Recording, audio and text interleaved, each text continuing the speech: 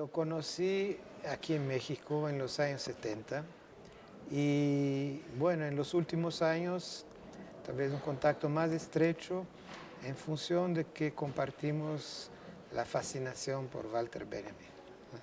Así veo a Bolívar como quizás el representante más importante, más original de una teoría crítica desde la perspectiva latinoamericana. Es que el homenaje no es solo para Bolívar Echeverría, es para nosotros, para que aprendamos a leer, a discutir, a reflexionar sobre su obra, ¿no? Entonces, es tarea de nosotros de apropiarnos de su obra y el homenaje es parte de ese proceso, ¿no?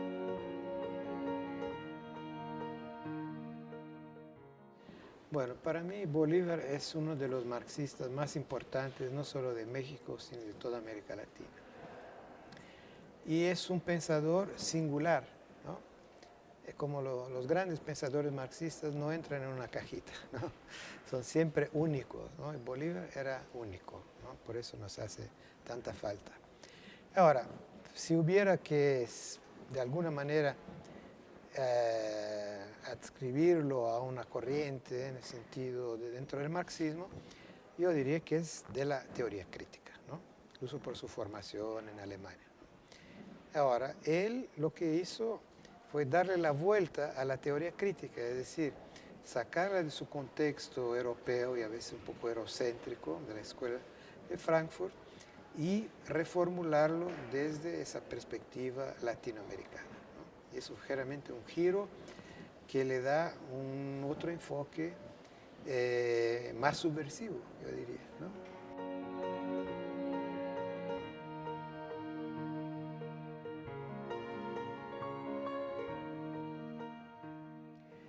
Bueno, son múltiples, ¿no? Por un lado, toda su reflexión crítica de la modernidad capitalista, ¿no? A partir de Marx, a partir de El Capital, ¿no? Y toda su reflexión también sobre los etos, ¿no? Por ejemplo, sus análisis sobre el etos barroco, ¿no? Eso es una cosa que me ha encantado, ¿no? Su manera de entender lo que es el etos barroco, ¿no? Que es fundamental para dar cuenta de lo que es la cultura latinoamericana, ¿no? Que se formó en ese etos barroco, ¿no?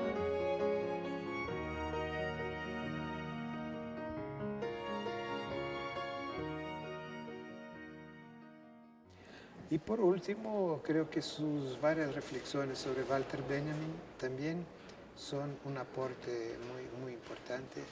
Bolívar realmente es de los que mejor entendieron a Benjamin, incluso porque podía leerlo en el original alemán. Y efectivamente lo sitúa desde una visión crítica de la modernidad. Y lo sitúa, por tanto, en una distancia crítica radical con las versiones dominantes del socialismo en el siglo XX, la socialdemócrata y la del estalinismo, del así llamado socialismo real. Entonces, él percibe a Benjamin como un pensador a contrapelo, ¿no?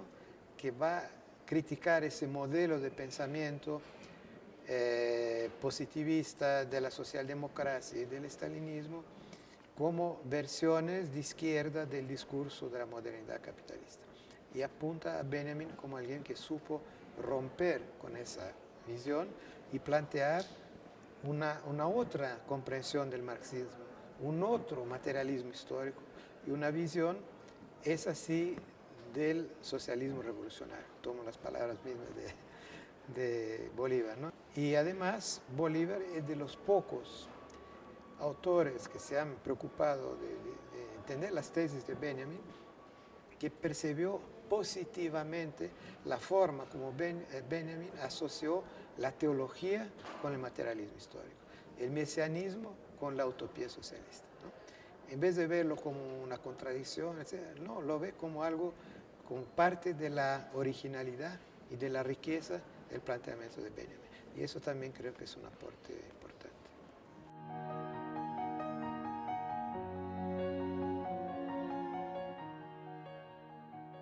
Y otra cosa es que Bolívar Echevarría, que era un pensador, un teórico, pero era un hombre con un pensamiento muy político, ¿no? Es decir, toda su reflexión crítica es desde una perspectiva de compromiso anticapitalista, de compromiso con las víctimas del capitalismo, los explotados, los oprimidos, ¿no?